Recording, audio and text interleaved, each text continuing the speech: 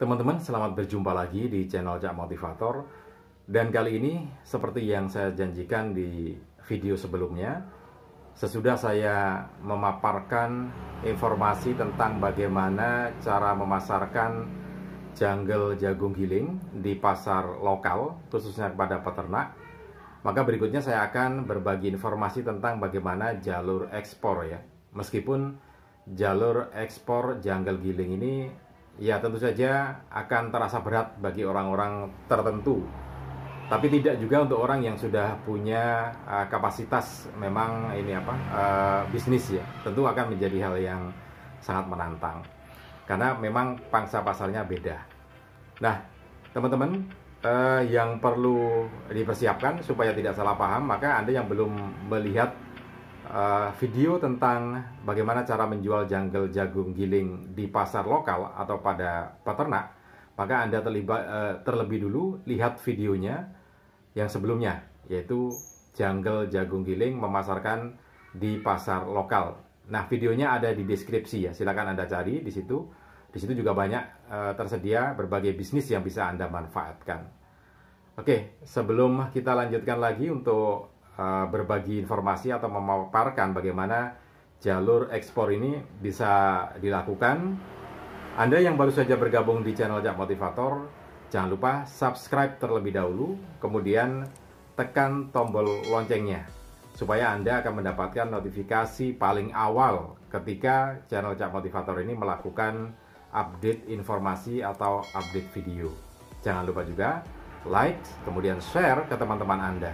Siapa tahu teman-teman Anda memerlukan informasi tentang yang kita sampaikan dalam video kali ini. Oke, segera kita mulai ke inti pembahasannya.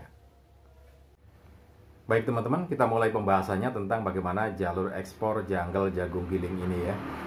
Nah, sebelum saya sampaikan tentang jalurnya, yang perlu diperhatikan kalau memang kita benar-benar berkeinginan untuk melakukan ekspor jungle jagung giling ini, maka yang paling inti dipersiapkan adalah kedisiplinan.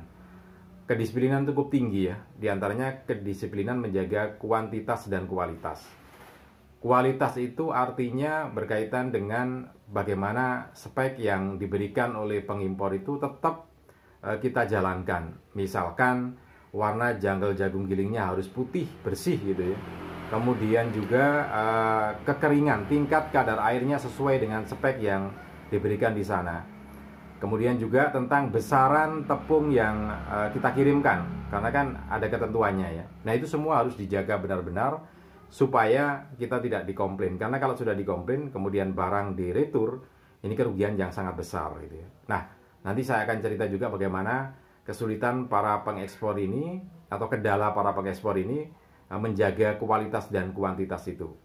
Karena kalau ketentuan-ketentuan itu dilanggar, kemudian pengimpor tidak lagi melanjutkan bisnisnya dengan pengekspor, ya sudah selesai jadinya gitu ya. Karena kan rugi. Kemudian juga kontinuitas pengiriman yang sudah disepakati itu juga harus dilakukan. Misalkan begini teman-teman, kalau dalam 1 tahun itu mereka minta pasokan dari kita 600 ton, maka ya memang harus diusahakan sampai 600 ton. Karena kalau tidak akan berpengaruh terhadap industri yang ada di sana.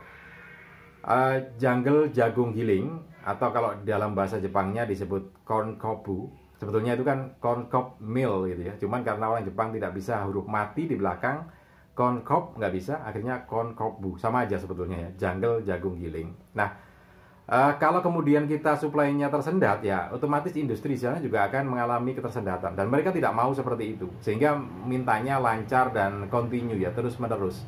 Nah, itu yang dijaga, kedisiplinan seperti itu yang dijaga. Kemudian juga tentang besaran ininya, besaran tepungnya yang dispekkan di sana, itu juga harus dijaga. Karena kalau tidak juga akan jadi masalah.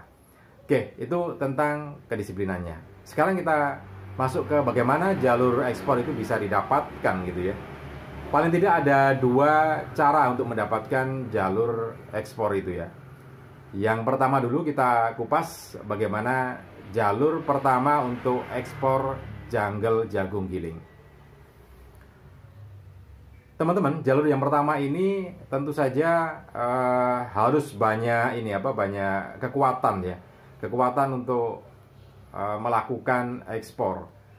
Karena untuk jalur yang pertama ini adalah seorang pengekspor langsung, jadi pelaku ekspor, pengekspor utama ya. Karena itu yang dipersiapkan itu adalah dua hal, hardware, kemudian software. Hardware itu berkaitan dengan misalkan gudang, yang harus punya gudang luas, kantor, kemudian juga fasilitas-fasilitas pengering janggal jagung giling gitu ya, bukan dijemur tapi harus punya pengeringnya, kemudian alat press janggal jagung giling dan segala macamnya. Itu hardware atau alat-alat khusus yang harus dipersiapkan, perlengkapan khusus yang dipersiapkan. Selain hardware, itu adalah software. Software itu berkaitan dengan misalkan perizinan, administrasi ekspor impor yang harus disediakan, kemudian juga jalur dan mata rantai ataupun rangkaian bisnis mitra-mitranya juga harus dipersiapkan semuanya. Nah, oke, kita bahas satu persatu ya. Nah, kita masuk ke ini dulu softwarenya dulu. Jadi softwarenya itu begini, kita harus punya pengimpornya, pengimpor di Jepang, di Korea ataupun di negara lain. Nah, caranya bagaimana untuk mendapatkan itu? Otomatis masuk kalangan bisnis, biasanya B2B ya, business to business, dari negara yang satu ke negara yang lain. Di Indonesia biasanya difasilitasi oleh Kamar Dagang dan Industri. Nah, di situ biasanya mereka akan mengundang delegasi dari negara-negara lain datang ke kita untuk bertemu, kemudian membicarakan kira-kira pasokan atau barang ekspor apa yang bisa kita lakukan untuk mengekspor ke negara mereka gitu ya. Nah, itu yang dilakukan. Jadi melalui business to business atau melalui internet gitu ya. Nah, tapi memang sekali lagi ini harus kuat, ilmu administrasinya, ilmu marketingnya harus kuat di situ ya. Itu saya sebutkan sebagai software gitu ya. Nah, semuanya itu harus dipenuhi. Kemudian yang berikutnya, hardware-nya atau perlengkapan fisik gudang diperlukan untuk Anda melakukan packaging janggal jagung giling. Jadi harus di packaging ulang. Misalkan ketentuannya di sana packagingnya harus 30 kiloan per packaging kecil, kemudian dijadikan dalam satu palet packaging besar sampai 250 kilo atau 300 kilogram. Itu harus punya. Kemudian juga alat pressnya, karena janggal jagung giling itu tidak dibiarkan curah seperti itu dimasukkan karung, enggak, tapi dipres kotak-kotak itu seperti kue Jepang itu, beratnya 30 kilogram per kotak itu ya. Nah, itu harus punya alatnya gitu ya. Kemudian juga harus mengontrol kondisi janggal jagung gilingnya, corn meal-nya itu dengan tingkat kadar air antara 12-17%. Karena itu yang akan kuat menyerap air dengan kadar segitu ya. Harus dikeringkan. Kemudian juga warna janggal jagungnya harus putih bersih. Tidak boleh ada yang jamuran gitu ya. Jadi janggal jagung yang jamuran tentu nggak bisa dipakai. Karena itu quality controlnya juga cukup ketat gitu ya di pengekspor utama ini. Nah, kondisinya macam itu teman-teman. Sekarang saya cerita kenapa kok harus punya mesin pengering gitu ya. Jadi begini, pengekspor itu tidak harus memiliki pabrik sendiri untuk menggiling janggal jagung, tetapi mencari mitra. Biasanya begini, kalau dari Jepang misalkan dari luar negeri butuh 600 ton per tahun, maka dibagi menjadi 50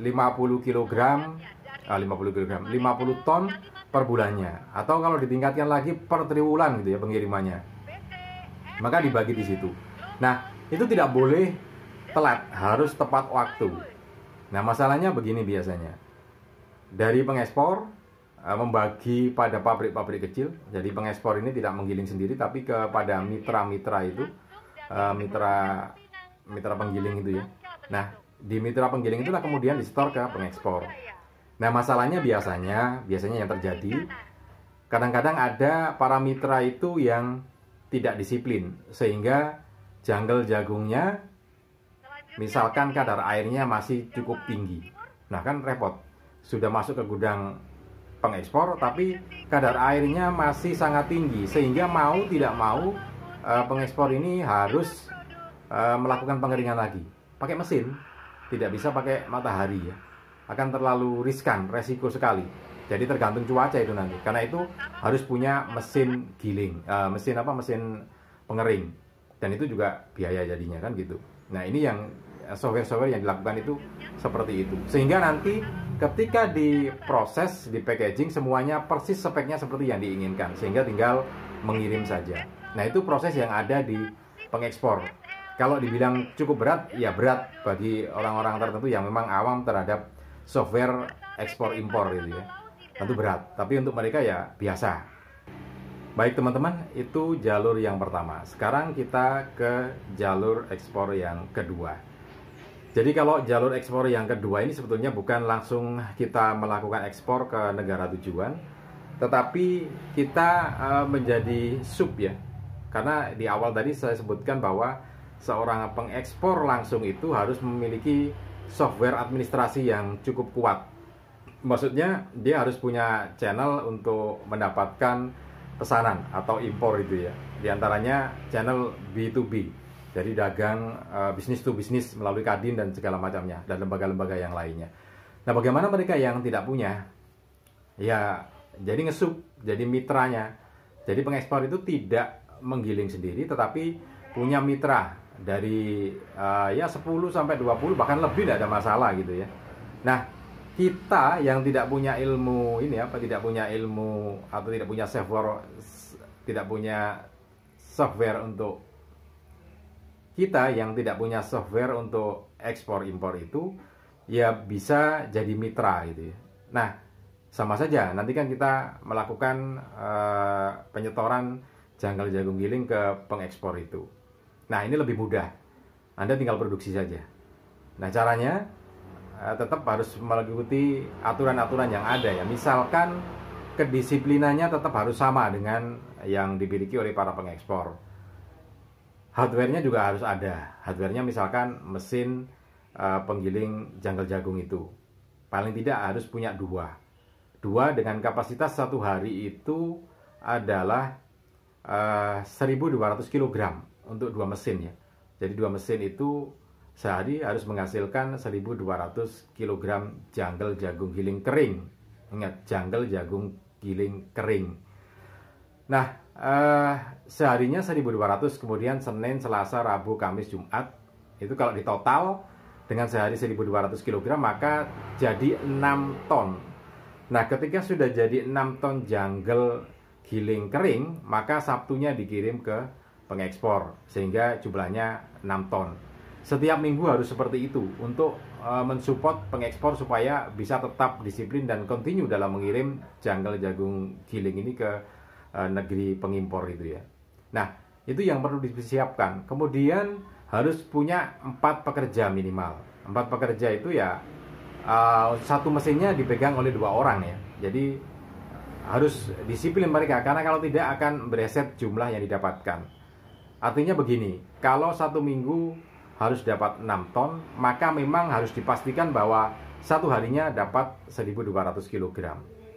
Nah, ini harus pasti gitu ya, karena kalau enggak nanti akan bermasalah dengan suplai ke pengekspor, dan itu juga akan bermasalah ke pengimpor kan gitu. Jadi harus disiplin dalam menjaga kuantitas. Kualitas juga harus dijaga kedisiplinannya, karena biasanya yang jadi masalah itu karena janggal yang bersih tidak ada, kemudian janggal-janggal yang sudah menjamur dipakai. Nah kan hitam jadinya. Nanti masuk ke gudang pengekspor nggak bisa ditolak lagi kan gitu. Jadi memang benar-benar janggalnya harus putih gitu ya, putih bersih, tidak ada jamur di situ. Nah ini bukan kesengajaan, kalau ada hitam biasanya kesalahan manajemen. Misalkan janggal jagung datang begitu berlimpah, tidak mampu mengelola dalam satu hari, akhirnya diam di gudang, yang bawah menjamur. Nah itu yang kemudian dipaksa untuk diproses, akhirnya jadi masalah karena kualitasnya tidak memenuhi syarat. Kemudian yang berikutnya masalah mesinnya. Jadi pisau pemotong mesin janggal jagung itu juga harus kuat.